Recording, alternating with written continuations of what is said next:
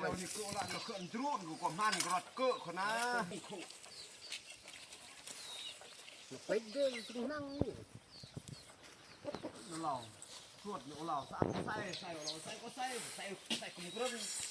งว่าห้าบรรณาเราอันเราไปฮัดอีบรรณาละว่าขันมือข้อเราจะรับโทษเด็กก็โทษอันเบื่อน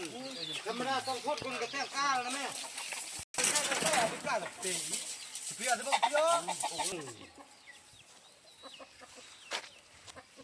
กับการนี่ยังจะ